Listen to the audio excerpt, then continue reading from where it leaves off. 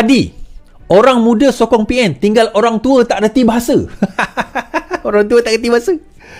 Presiden PAS Abdul Hadi menegaskan betapa PN berjaya mendapat sokongan golongan pemuda pada PRU ke-15 dan PRU. Alhamdulillah PRU 15 dan PRN baru-baru ni gelombang orang muda berlaku. Orang muda 21-40 tahun sokong kita.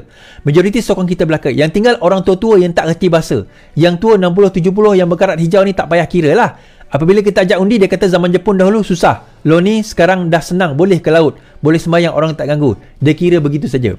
Pertama sekali, yang umur 60-70 rasanya tak jumpa. Zaman perang Jepun, jumpalah sekejap, tapi masa tu dia orang kecil. Bapak saya tahir tahun 52, kita Melaka 57. So 52-57, masa kita merdeka tu dia dah baru umur 7 tahun. So dia ingat-ingat lupa lah. So apa yang 90 tu betul lah kan. 90 tu betul. Apa yang dia meripik ni aku pun tak tahu. Tapi tuan-tuan, nak bagi tahu bahawa sebenarnya kenyataan tersebut, kenyataan yang dinyatakan tersebut tadi tu, alamak, berkenaan dengan hadiah dalam ceramah beliau di Kemaman, berkenaan dengan ceramah beliau di Kemaman mengenai perkara tersebut, dia ada juga menyentuh persoalan tentang PKR dan juga DAP. Dia kata yang orang tua yang banyak yang orang muda yang banyak mengundi, orang tua ni memang dia kata tak boleh begitu atau begini sebagainya. Now, bagi saya ini pada peringkat awal memang betul. Dan kita tak menafikan data dan juga dakwaan tersebut. Pada peringkat awal memang betul. Tetapi untuk mengatakan bahawa itulah sebenarnya hakikatnya, bahawa sekarang ini akan berlaku sebegitu selama-lamanya, tidak benar. Nah, daripada segi sokongan, kita kena faham, daripada segi sokongan sekalipun, sokongan kepada Perikatan Nasional itu sebenarnya, kalaupun benar dakwaan bahawa dia besar, tinggi, itu bukan menjadi penentu kepada kemenangan mereka. Kita kena faham satu perkara. Baik, sebelum saya jawabkan satu perkara tu, dia itu berlaku antara lain, kenapa perkara tersebut berlaku? Okey. Daripada tahun 2020 sehingga tahun 2023, sewaktu pilihan raya 2022, 2 tahun tersebut, kerajaan telah spend jatuh jumlah yang banyak kepada social media. Kerajaan pada waktu itulah, Kerajaan Perikatan Nasional, Parti Perikatan Nasional termasuk PAS, spend a lot on social media. Nah, kalau kita faham benda ini, kita kena faham bahawa sebenarnya sokongan itu bukan kerana mereka menyokong Perikatan Nasional, bukan kerana mereka menyokong PAS, tetapi kerana penguasaan social media itu berjaya mempengaruhi mereka.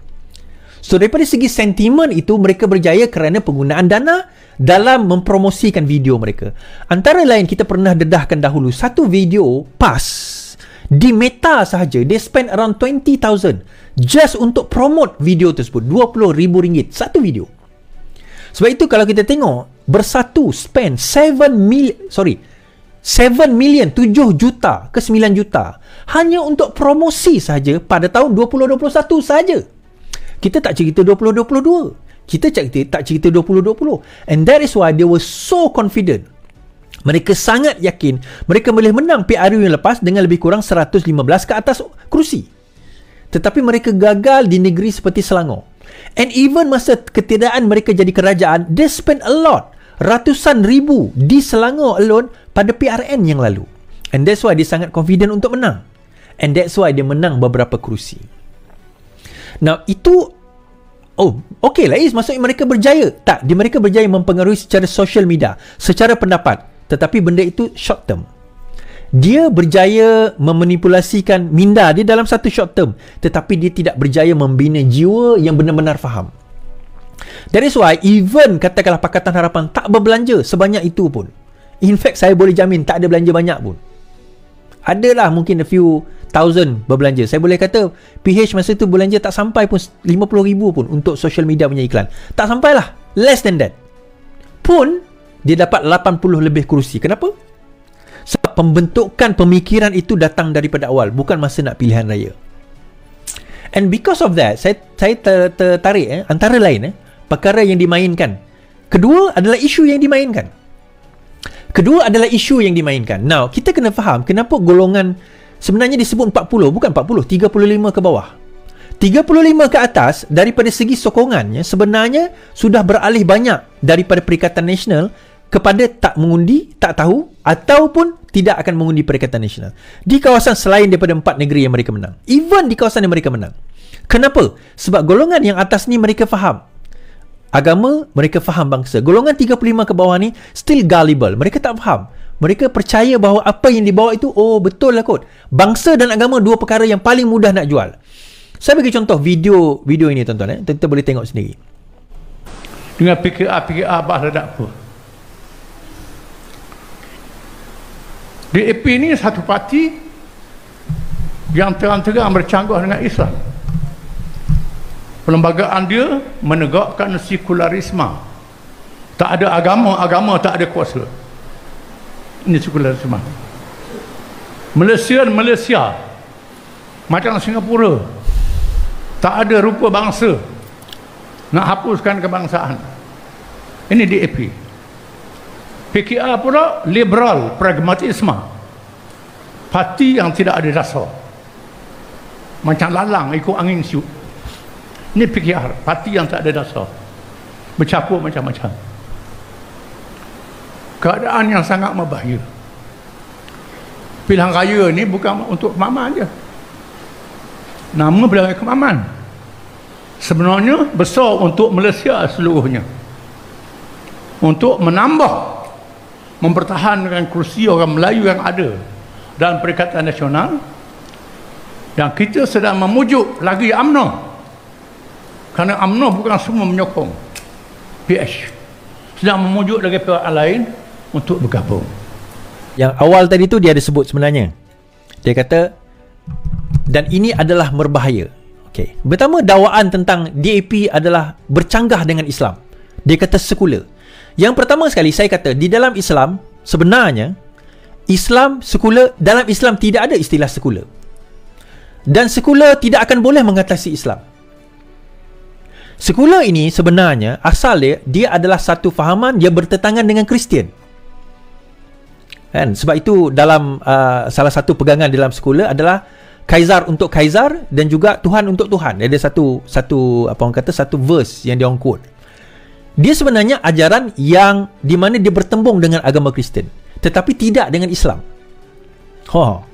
Saya pernah borak dengan Dr. Mazli kan, dia tulis buku sekularisme dan sebagainya.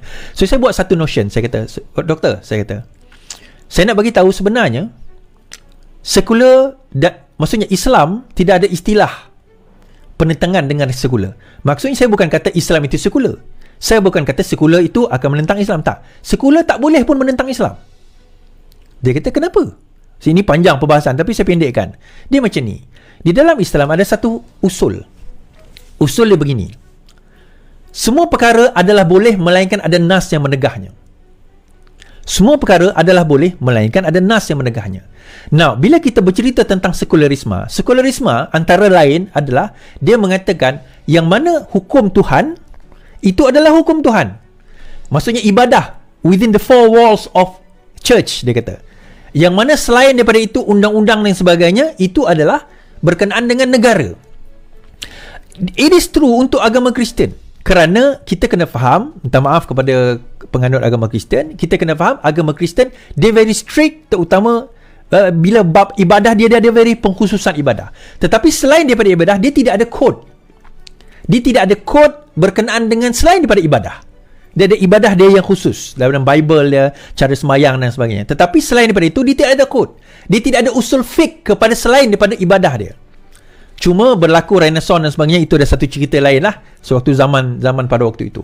Nah, di dalam Islam kita ada yang ibadah khusus kita ada selain daripada ibadah khusus. Selain daripada ibadah khusus, kita kata selagi mana dia tidak bercanggah dengan Al-Quran dan Al-Sunnah, maka itulah bertepatan dengan Islam. Nah, bila sekularisme datang, dia nak implement dengan satu-satu perkara. Dia kata Islam tidak boleh campur tangan. Kita tak perlu tulis perkataan Islam. Selagi mana dia tidak bercanggah dengan Islam, itu dibolehkan. Nah, kalau kita kata bahawa negara ini adalah negara sekular, ataupun DAP katalah negara sekular, kita ambil DAP lah, kita ambil UK. Memang dia sah-sah mengatakan dia adalah negara sekular. Saya nak tanya, ada tak perbankan Islam di UK? Jawapan mudahnya ada. Malah antara pembankan Islam terbesar di dunia berada di sebuah negara yang sekular paling besar di dunia, Germany. So bagaimana sebuah perbankan Islam ada di sebuah negara sekular yang paling besar. Sebab itu saya kata tadi, Islam itu sendiri, dia tak melihat kepada sekular itu sebagai satu ancaman.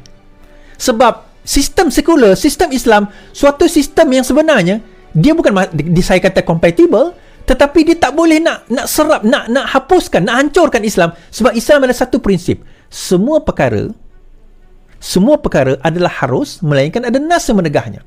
So sekular tak boleh nak asingkan. Saya ambil contoh makanan halal. Adakah halal melarang? Adakah sekular menghalang halal? Adakah sekular menghalang halal? Adakah sekular menghalal kepada halal? Tak. Kita tengok Amerika, antara slaughterhouse terbesar di dunia, di US, saya tak ingat nama dia, halal.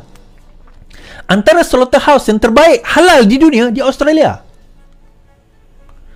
Itu saya maksudkan, sekular dan apa saja sistem tidak boleh menghalang Islam kerana prinsip dia sangat unik. Apa sahaja dipanggil asimilasi, apa saja perkara yang tidak bercanggah dengan Al-Quran dan Sunnah, maka itu adalah bertepatan dengan Islam.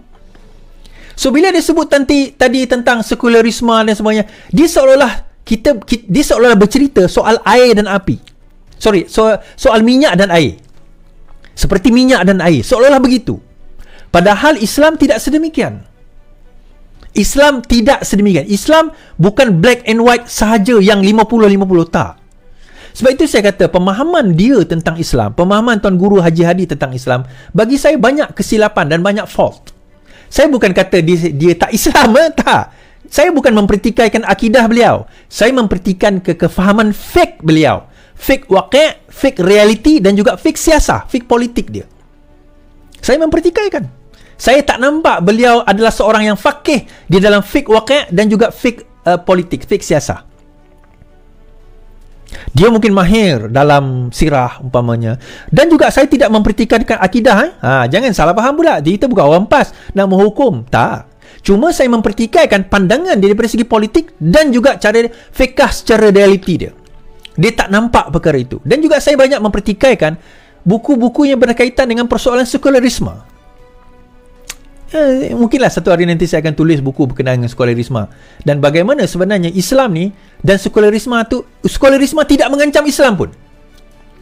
Sekularisme tidak dapat dia tak boleh, dia tak dapat pun nak mengancam Islam, because the way Islam operates, dia operate dalam satu konsep yang bersifat rahmat kepada manusia.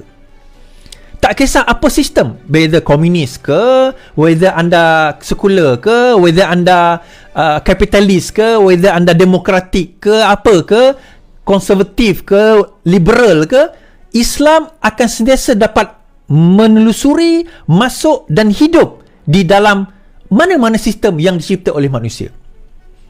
Malah Islam akan improvekan lagi sistem tersebut kerana generiknya Islam ini. Islam ini bukan satu benda yang mati, yang statik. Dia bersifat fleksibel. Fleksibelnya dia umpama air, tuan-tuan. Wherever you put, dia boleh adapt dalam suasana tersebut tanpa dia hilang core dia, asas dia. Ni kalau saya buat course ni, saya ada satu course yang khas nak menyentuh soal ini. Mungkin kita boleh buat benda lain. Tetapi yang saya tertarik, dia kata tadi dua perkara, Hadi Awang sebut tadi. Yang pertama, bila dia kata kita akan nak menarik lagi orang UMNO, ada orang UMNO tak setuju dengan Pakatan Harapan. Dalam pada dia kata dia nak tarik tu, ada 4 orang dah lompat daripada Bersatu. Saya kata ada orang daripada PAS tetapi dia berjaya halang. Sebenarnya tuan-tuan, daripada UMNO dah tak ada dah nampak harapan nak pergi pindah kepada Bersatu, dah tak ada. Kepada Perikatan Nasional dah tak ada. Beberapa orang yang nak lompat itu, akhirnya kalau mereka nak lompat dan menyatakan sokongan, bukan setakat apa, mereka dah tak ada apa. Okey, tuan-tuan rasa mereka nak hilang ke peruntukan yang diberikan kepada kerajaan 1.4 juta? Saya tahun lepas lah, tahun ni saya tak tahu lah kan, tahun akan datang ni. Kita rasa mereka nak hilang? Nak bersama dengan pembangkang atas dasar itu? Tidak. Jadi daripada situ, jumlah yang disebutkan itu hanyalah retorik beliau di dalam kempen kepaman di hadapan pengikut beliau. Itu saja. Dan kedua, bila dia kata ini untuk rakyat Malaysia, betul. Kemaman adalah untuk rakyat Malaysia. Kerana apa? Kerana kalau rakyat Malaysia, terutama orang Kemaman, nak berubah, kalau PAS kalah di Kemaman, dia satu signal yang sangat besar bahawa sokongan yang selama ini ada kepada PAS telah mula berubah secara drastik. Tapi kalau PAS menang tak ada apalah, biasa je. Saya dah kata, kalau PAS menang tak ada masalah. Tapi kalau PAS kalah, pernah kita tanya soalan ni tak? Dan yang kedua tadi, bila dia menuduh sebagai DAP itu anti-Islam, saya rasa DAP dah boleh saman dah ni. Termasuk PKR dah boleh saman dah. Saya rasa daripada video itu sendiri, PKR sebenarnya dan juga DAP boleh saman apa orang kata Haji Hadi dah. Boleh saman Haji Hadi.